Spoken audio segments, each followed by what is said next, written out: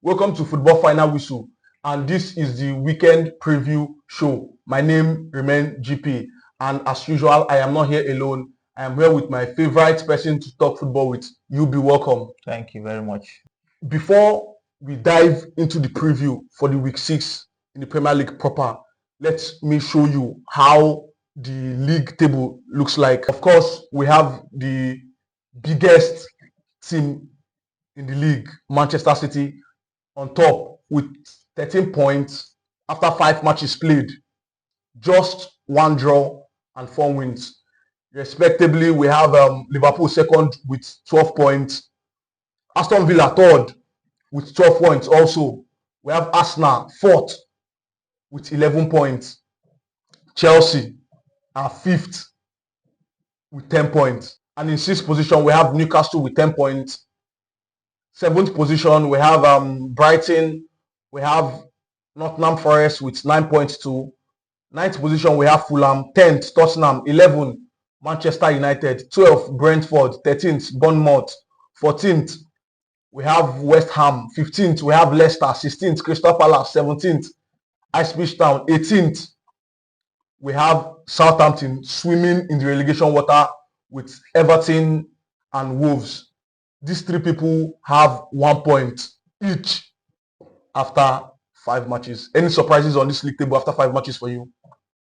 The surprises for me is definitely going to be Manchester United. 11th after 5 matches. 11th after 5 matches. I don't think any Manchester United fan was expecting them to be at that point. But it's after 5 matches though. We still have lots of matches. But then it is glaring that they're going to be there for a while. I mean, after the analysis, I'm sure we are going to know. Manchester United are going to be there for a while. I mean, we didn't expect Chelsea to be 5th and Manchester United 11th. Nobody would have predicted that at this point of the season. Yeah, we just started, but then. But the gap is not much. Just 3 points. 1 lose for Chelsea and 1 win for Manchester United. They are tied in points. Let's wait and see then. Let's wait and see then, according to UB. Let's dive into the weekend preview proper. And we have the biggest match of this week. We'll see Manchester United welcome Tottenham at the Old Trafford. That match is going to be a funny one. That match is going to be a funny one. Before we go there, let me quickly show you what fixtures will look like in this week 6 in the Premier League. Early kickoff on Saturday. We have Newcastle United welcome Manchester City in St. James Park. Wow. That is going to be a blockbuster. I mean, Newcastle have not really been exceptional this season. I think they're going to give Manchester City a tough time. Normally, they're going to give Manchester City a tough time. But then, the Man City did not really play that well last week. We saw what Arsenal did. But they were able to run away with a point. Over a 10-man Arsenal. 45 minutes. Full 45 minutes. You couldn't break Arsenal down. You only scored last minute. I mean, this is normal. We know that Man City are a team that loves team that keep a low block. But then they found Arsenal. Arsenal was literally everybody was either in the box or close to the box. But you couldn't score for 45 minutes. But with that kind of structure, any team would have struggled against this Arsenal team. Because Arsenal packed 2 balls. Not Manchester City. Manchester City is expected. This is a team that they go into teams expecting teams to defend against them. Manchester City is a team that at this point, if you are a small team playing against Manchester City, they don't expect you to just start running out to play them. If they see that, they will be like, okay, they will run you. But then Manchester City is a team built to they expect other teams to defend against them. So this is something that they would have expected. I mean, after the red card, everybody knows that Arsenal we're not going to come out and start playing. Although Arsenal defended more than anybody expected them to defend, but then Manchester City should have broken them down. Manchester City should have broken them down. Rodri was injured in that match, yeah. With how Arsenal played, you would have seen that Rodri in that first 11 with his outside shot would have made a difference. But it seems Arsenal foresaw that and just took out Rodri. I mean, there were other people were there to play. Ruben Diaz played a few hindsight shots. You can't compare Badio, you can't Badio compare any did. of these people you're calling to a Rodri's outside shot or a Kevin De Bruyne's outside shot.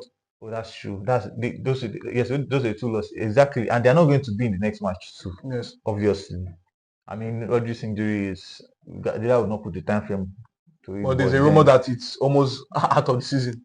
I mean, once you know very well that once you bring ACL into the conversation, No, at it's least six long, months, long, long, long, at long time. least 6 months, then rehabilitation and every other thing. But then Rodri is out for a while, and KDB already is not going to play in that match. So you are going to see Kovacic and the rest of them in the middle of the park. So first of all, we know that the Man City is lacking a lot in that midfield. First of all, lacking a lot. Who's going to give Alan the service? I mean, once after the red card, Alan was literally lost Yeah, in the whole game. he was marshaled well by Saliba. But Newcastle has not been really good or up there. Like we know Newcastle from last season. They lost their last match to Fulham 3-1 at the Covent Cottage. It doesn't really mean it's going to be the same thing. Manchester City should not expect a stroll. They should not expect to just walk over Newcastle next because if they expect that Newcastle is going to shock them, but then I believe that yes, Man City is going to win, but not by a really big margin. Was the scoreline Let's call it 3-1.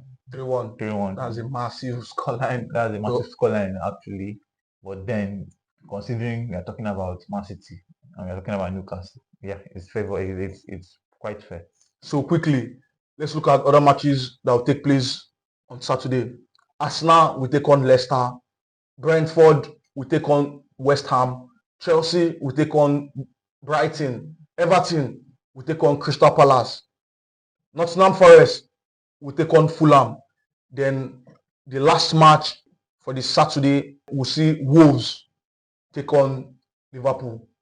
Arsenal Leicester. This match will be a very interesting match. Leicester has not gotten a point for the past 4 meetings. The only time they got a point was the 2020-2021 season, and they won Arsenal. Since then, Arsenal has back-to-back demolition. Arsenal, Leicester. What say you be? There's nothing interesting going to happen in that match because obviously the level Arsenal is right now. I don't think Leicester stand a chance. Leicester don't stand a chance.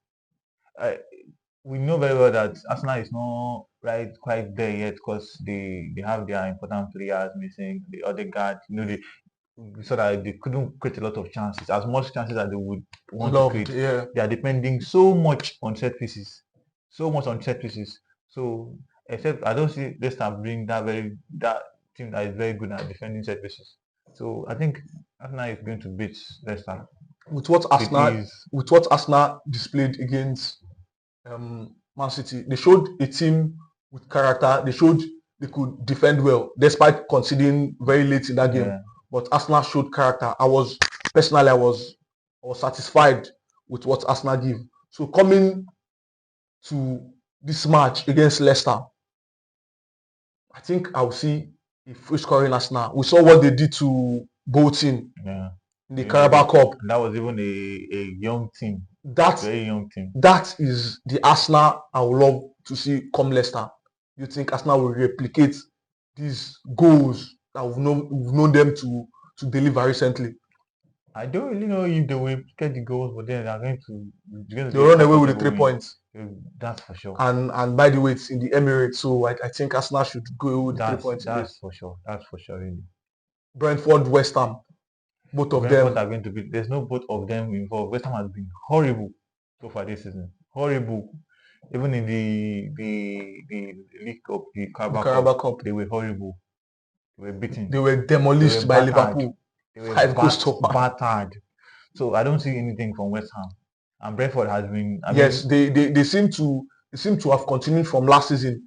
They are defending well. Bremo is scoring goals. They didn't even miss Ivan Toney. Exactly. And they have this in this season where they score very early in the games. It seems that has been their game plan. the first 2 minutes or 3-4 minutes, they just score you. Exactly. So before you know what is going on, and judging from what West Ham has been playing lately, if they open their defense up, they're going to start getting. If they start getting goals from the first 3-4 minutes, it's going to be a To be goal goal galore. galore. Exactly. So you're giving this one to Brentford. Brentford is going to win, and Brentford at home, so it's expected. Scoreline Scoreline, let's just call it 2-0. 2-0 to Brentford. to Brentford. Then here comes what we can call a big match. Chelsea at home in Stamford Bridge against Brighton and Hove Albion. I feel like that is the first big test this season. I mean, after the Man City, everybody expected Chelsea. I mean, nobody expected Chelsea, who just had a new coach, to win Man City. But then, this now, because Brighton, the way that they've been playing so far this season, they're showing that, okay, they are ready to compete with the big teams. They are up there to some extent. So, this is the first big test for Chelsea. If Chelsea can comfortably beat Brighton, comfortably, because I'm not talking about just all those 1-0, 1-0 wins. If they can most that 1-0 win, it's not that bad. But then how they play. So all this beating Wolves, beating West Ham, and all those wins, those are not going. That's not what we are going to judge Chelsea by. I'm going to judge them by what they play against Brighton. I mean, it's not the biggest test in the world, but then Brighton, with the way they're playing now, I feel like Chelsea need to show their fans that okay, they are actually ready for the season. If Chelsea beats Brighton comfortably, I think they are in the conversation for the title. That'll be too early after 6 matches. No. I feel like if Chelsea can comfortably beat Brighton in that game, they are in that conversation. All of a sudden, in the 2023-2024 season, Chelsea played Brighton 3 times and they won all 3 matches. In the previous season before 2023-2024, that's 2022-2023 season, Brighton beat Chelsea home and away. But coming to last season, Chelsea got the better of Brighton. So you're thinking this season now, Brighton is going to beat Chelsea? It's just going to be next season. Yeah, it's possible. We've seen this Brighton team play. They play very good football. They score goals. And in recent times, we've seen them cause a lot of trouble for this Chelsea team. I don't think it's going to happen this time. I mean, Chelsea, the team Maresca is trying to build, is trying to build a team that does not depend on one player. So if say a Palmer is having a bad day, Madueke steps up. If Madueke is having a bad day, maybe Sancho or whoever he chooses to start steps up.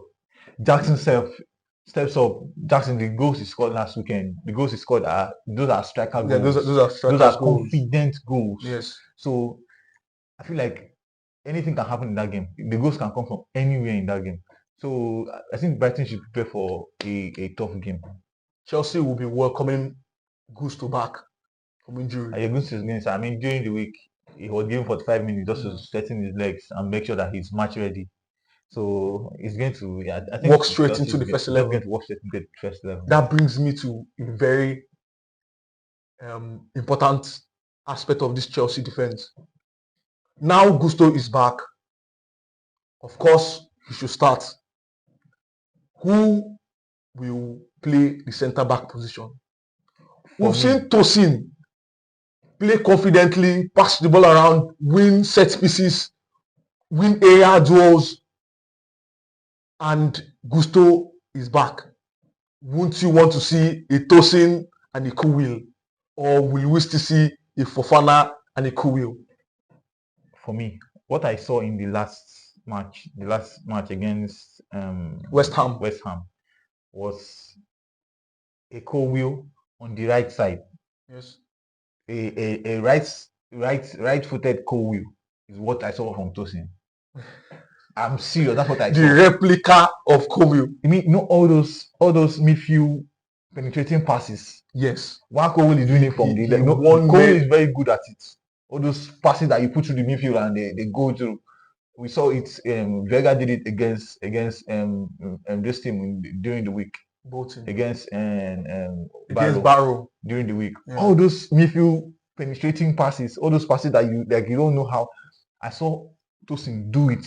So if you can have that quality from Tosin and have the same thing from Kobe, you don't know where it's going to come from. So I feel like Maresca, I trust him. He's not somebody that shies away from taking the big decisions. Yes, If you yes, need to be benched, yes. you are going to stay on the bench. You cannot do anything about it. So I feel like it just depends on Maresca himself.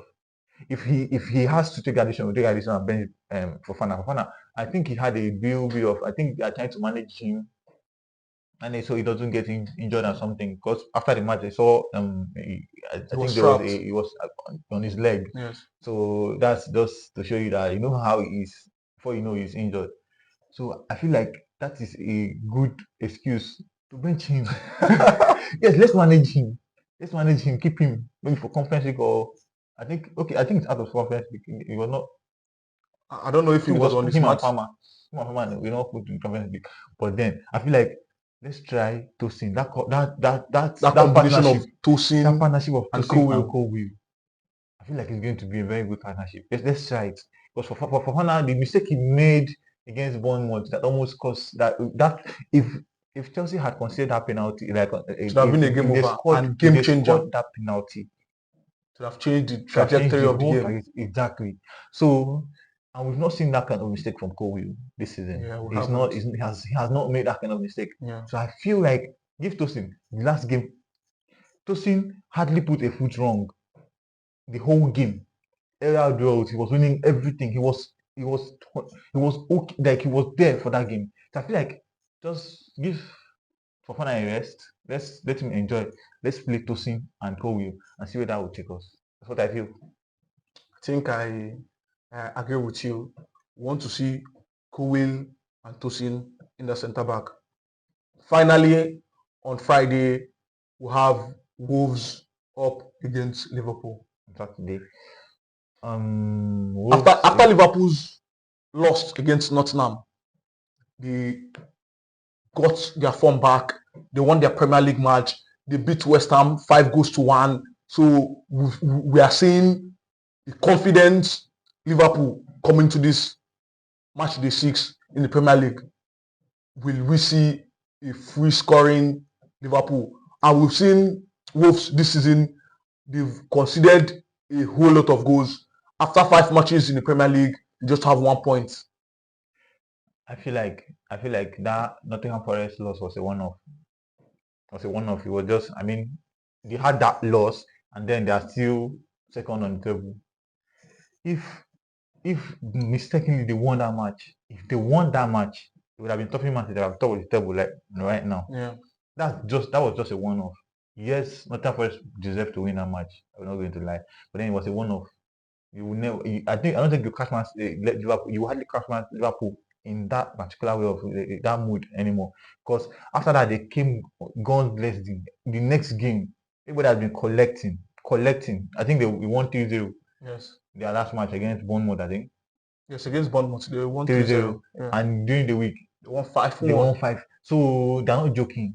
Like every single player in that front line for Liverpool is begging to start.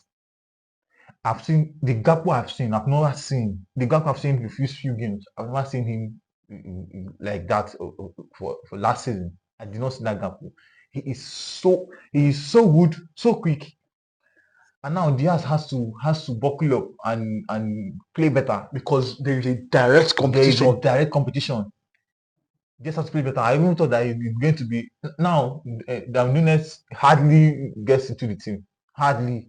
Jota always delivers when he starts. So it's a very difficult decision for slot. You have a Darwin Núñez, you have a Jota who gives you goals every time. I don't know how he does this. You cannot bring in Darwin Núñez because he has 9 on his back. It doesn't work like that way. Imagine even in the midfield. I mean, I think they almost did what Chelsea did, just a little. I think Chelsea changed the whole 11, their entire 11. Chelsea changed for their Carabao Cup competition. Liverpool changed a lot. Salah came from the bench. Almost everybody. And he got a goal. So that Liverpool team, is so difficult for anybody. Scoreline Wolves Liverpool. 3-0 and not 3-0. Another 3 And not 3-0. 0. Wolves are so bad. We've never talked about Wolves are so bad. Like defensively, they are good attacking wise. Attack wise, they are so good. Like they are good. They are good. You know, they're okay attack wise, but defense, they feel like they are so good attack wise that they all leave their defense just to go and attack. They are number three. Forgotten his name. He has this thing where he forgets that he's a He's a defender defender. and starts playing and dribbling in midfield and all that. So I feel like Liverpool are going to capitalize on that and they're going to win Wolves 3-0. Liverpool will capitalize on that and win Wolves, according to UB. So the early kickoff on Sunday. This Sunday has the biggest match in the week 6 in the Premier League. Manchester United welcome Tottenham in Old Trafford. But before that match, we'll see Ipswich Town against Aston Villa. That's the straight win for Aston Villa. Ipswich, Aston Villa. Ipswich is going back down. They are going back down. They are going back to relegation. The only thing that is a little, maybe a little, I mean, not really sure, is Leicester showing signs of staying up. Southampton maybe a little. Ipswich is going back down. They are not. They don't have what it takes. They don't have what it takes. So that I'll give it to Aston Villa direct. Manchester United, Tottenham. Who's home? Manchester United at home. But we've seen Manchester United struggle in the past 3 matches. We've seen them struggle. They showed us they can score goals, but it seems that was just a fluke. Against a League One side. Come on, that's not a show. No, they showed they could score. They scored 10 goals in 3 matches. Then coming to the match against Crystal Palace, Manchester United couldn't find the back of the net after 10 goals in 2 matches. In the Europa League, The first match they drew again at home. Coming to this match against a stubborn Tottenham side, what do we expect from this team? First of all, they played 20. What club is that? A Dutch club. No, it's not. Yes, It's a the Dutch, that's Dutch where club. the Ten Hag played. That's where he played. I think he captained that club. Captained the club. I think he even coached the club at some point. I saw a comment he made. Said he doesn't want to play the club. He feels emotional. Okay, maybe that's why Man U didn't win. They had emotional attachment. Liverpool changed the coach. But already, first 5 matches, we have seen how Liverpool want to. Let's forget about the result right now. Let's talk about how you want to play. All clubs have their pattern. You just see, okay, this is what they want. They are good, what they are going to do. This is how they want to play. Liverpool likes to attack you at the combat. It's attack you, fast football. We know. We have seen what how club wants to play. Maresca wants to hold the ball, frustrate you. We have seen that. Man U 2 years in. This is the 3rd year now. We don't know what Ten Hag's pattern is like. He has won 2 trophies. At least he has something to show. Yes, that is so. I've heard this saying, and I feel like it's true, that the worst thing that could happen to Man U is winning the FA Cup last season. Because they ended up not sacking Ten Hag. Feeling like, oh, overhyped. Oh, we are the next season. The same thing he did the season before, and he now played mind games with them, telling them, "Ah, we're gonna win trophies elsewhere."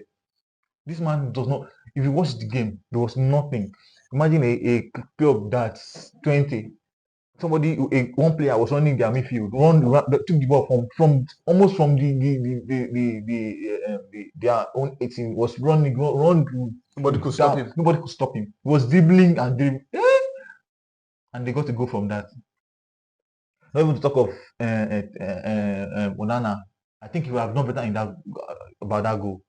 That goal was oh my god.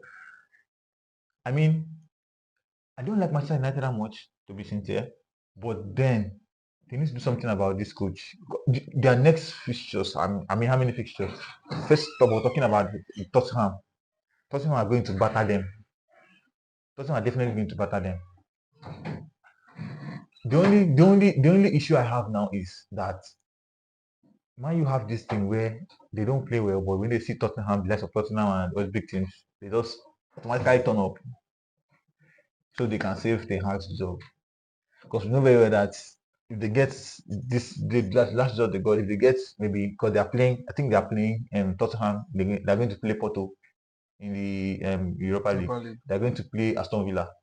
So if they lose these 3 matches, they lose these 3 matches now. You know that we're hearing Ten Hag out all of a sudden. So they have this thing where they have this thing where they try to save his job.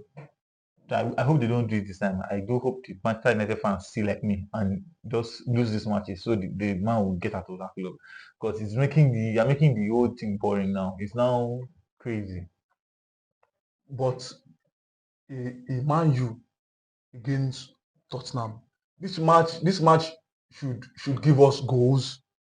Should Give us goals. And in Manchester United starting 11, I've had reasons to question Bruno Fernandes this season. Their match against Crystal Palace, particularly, Bruno Fernandes' decision making was poor. His finishes was poor. And you see him starting. Not just starting, playing almost the whole match. But we can argue that he's the biggest or one of the biggest boys that is on this team. That's exactly why you need to be the boss. There's no biggest. I mean, if you could pick a fight with Ronaldo, pick a fight with Sancho, or Fernandes is too big for you to pick a fight with.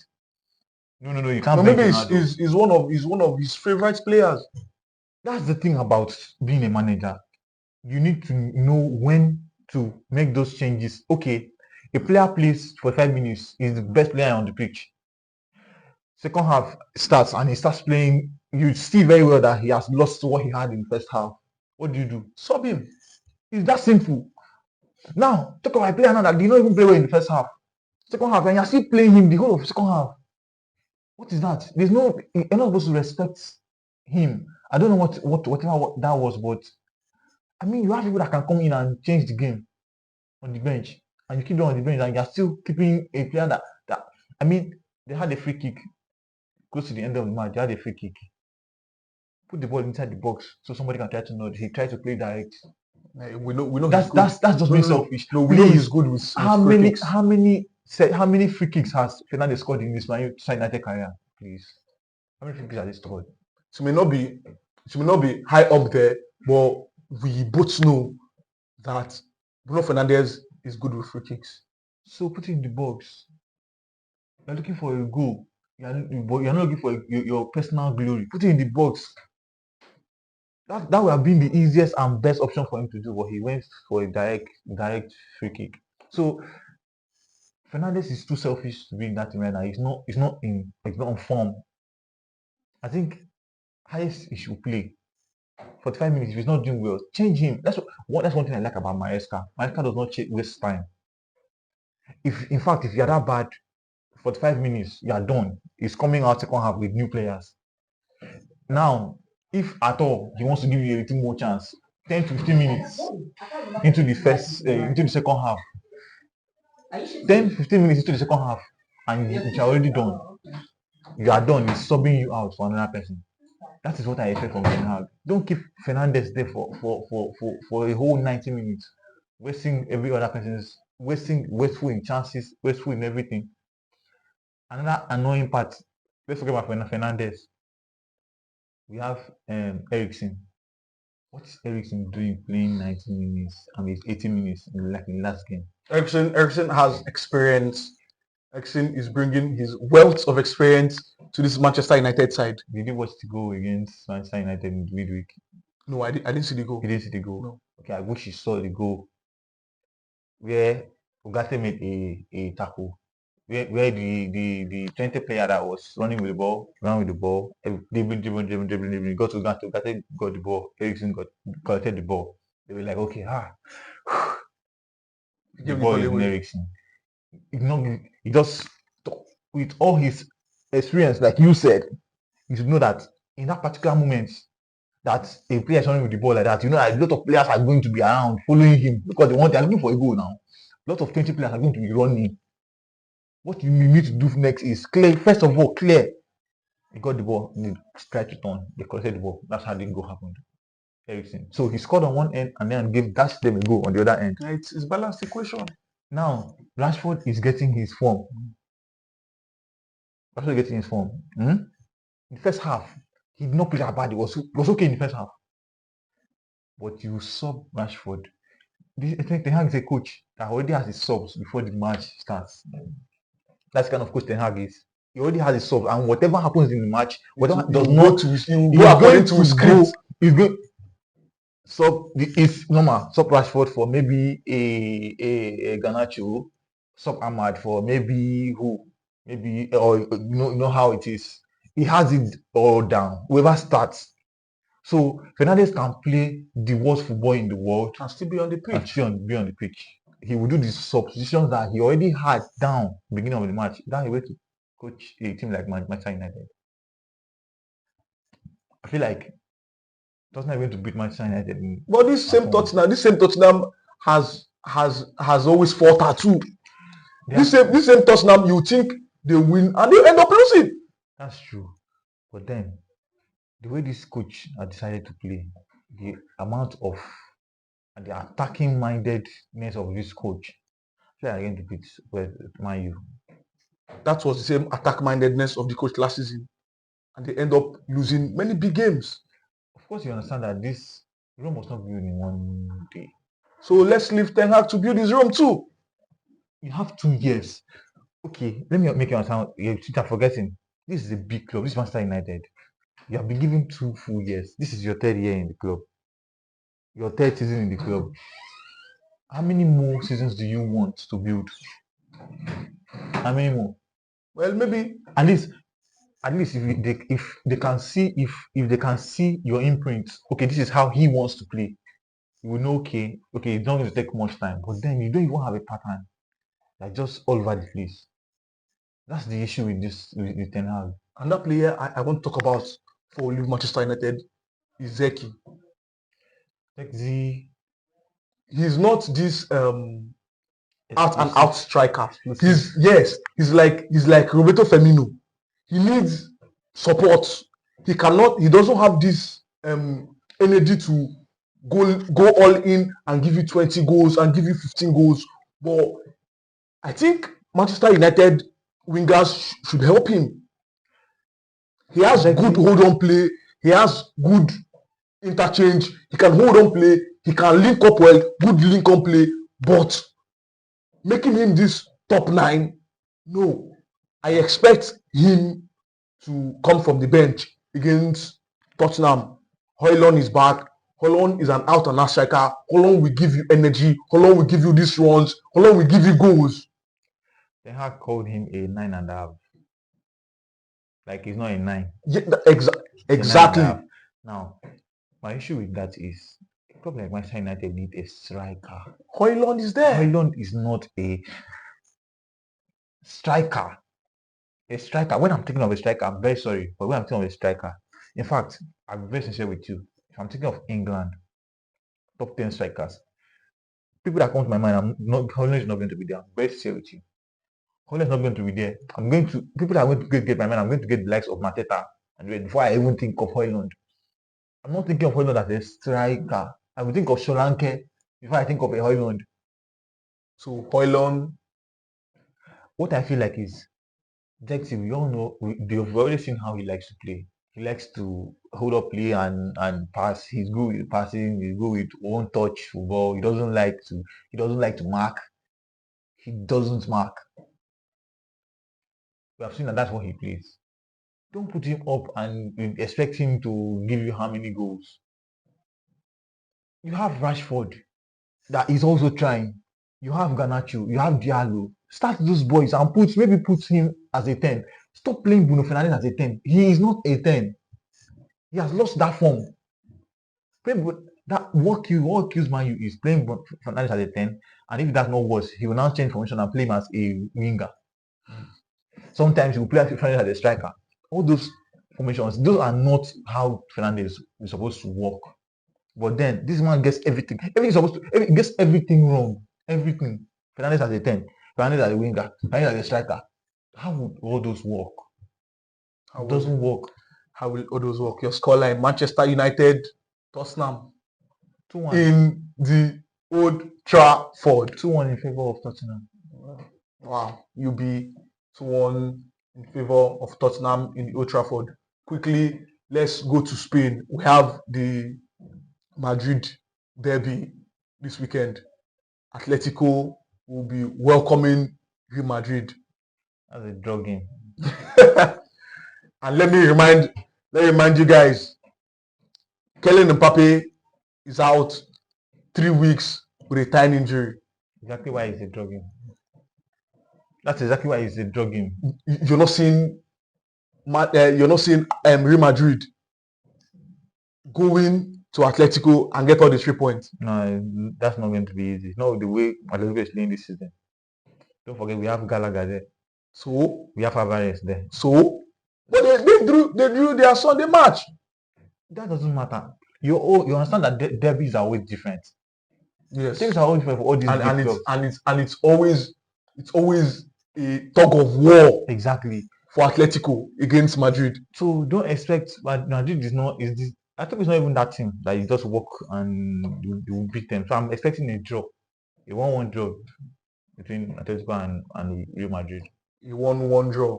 Then finally, Barca Osasuna. Barca has been excellent this season. Yes. Excellent in everything. Barca has been so excellent after 7 matches, 21 points, 23 goals scored. After 23 goals scored. Barca has been excellent. So just only 5 they've conceded. Unless, I'm not wishing, unless Yamal gets injured, Barca is not slowing down anytime soon. That's what I'm going to say about that, because Barcelona are shooting, like they are firing on all cylinders this season. So I just expect they're going to win Osasuna. They might just want to win, but then Barca is going to beat Osasuna. Barca will beat Osasuna. Quickly, we have the biggest match in Bundesliga. Bayern will be welcoming Bayern Leverkusen. Bayern is winning with goals. Maybe it's not that season. Have you seen Bayern play? You need to watch Bayern play. They're not joking. Now I understand what the owners of Bayern saw when they bought Vincent Kompany into that team. Because he brought them back into not what Tuchel was doing. Bayern, after 4 games, 16 goals and just 3 conceded. Goal difference of 13 goals. After 4 games. After 4 games. That's how you know that a club. This is not Bayern of last season. So Bayern Leverkusen. They should just forget about it. Yeah, that was a one season. It was nice. It was nice. Just allow somebody else to feel what it means. But then this game now, or the revenge of the home and away loss for Bayern last season, yeah. They are going to inflict it. That revenge. I just hope it's not everything. Not inflicted in one match. 6-0, 7-1. That's what I'm hoping for. It's not inflicted in one match, but they're going to inflict something on them this particular time, because all the way Bayern Munich win. Bayern Munich win according to UB. Do well and go to the comment section and drop your predictions, your score line, and enjoy our conversation in the comment section. Don't forget to subscribe, like, share for more football updates.